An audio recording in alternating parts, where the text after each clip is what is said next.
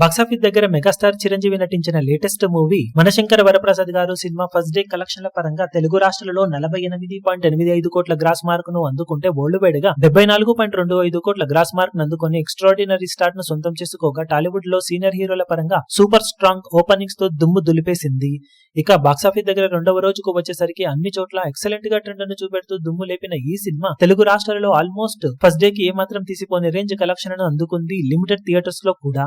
Overall గా cinema track చేసిన centres ను బట్టి తెలుగు రాష్ట్రాల్లో 20 కోట్లకు తగ్గని గ్రాస్ మార్క్ ని ఇప్పుడు సొంతం చేసుకునే అవకాశం పుష్కలంగా ఉందని చెప్పవచ్చు. ఫైనల్ ఆఫ్లైన్ టికెట్ సేల్స్ లెక్కలను బట్టి కలెక్షన్స్ కొంచెం అటు ఇటుగా ఉండే అవకాశం ఉంది. మేజర్ గా నైజాం అలాగే ఈసారి కోస్టల్ ఆంధ్ర సీడేరియాలో కూడా కుమ్మేసింది సినిమా.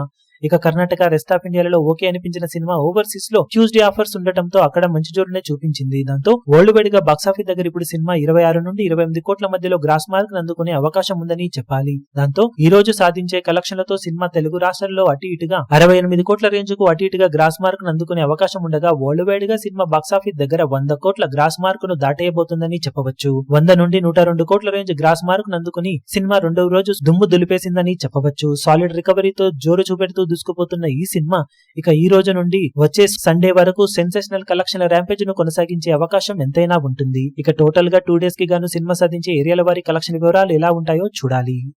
ఈ వీడియో మీకు నచ్చినట్లయితే లైక్ చేయండి, షేర్ చేయండి, ఛానల్ ను సబ్స్క్రైబ్ చేయడం మాత్రం మరవకండి. ఏ చిన్న అప్డేట్ ను మిస్ అవ్వకూడదు అనుకుంటే బెల్ ఐకాన్ ను ప్రెస్ చేయండి.